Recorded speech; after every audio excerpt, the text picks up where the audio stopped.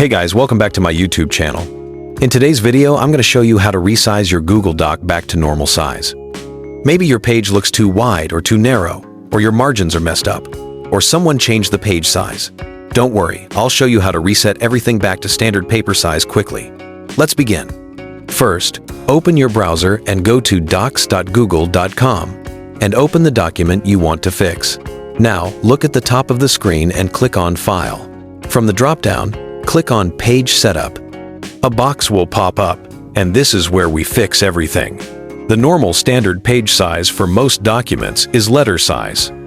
So where it says paper size, make sure it is set to letter 8.5x 11 inches. If it's set to A4 or some other size, switch it back to letter to return to normal size that most schools and offices use. Next, below the paper size, you will see margins. The default normal margin size is 1 inch on all 4 sides, top, bottom, left, and right.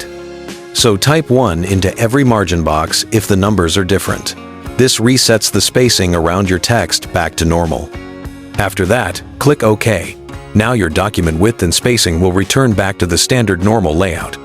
If you want to lock this in so every new document automatically uses the normal size, you can click on Set as Default before clicking OK. That way, every time you open a Google Doc in the future, it automatically uses the normal size without changing settings again. So now your Google Doc is back to normal page size.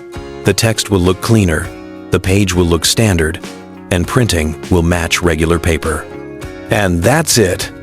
That is how to resize your Google Doc back to normal size.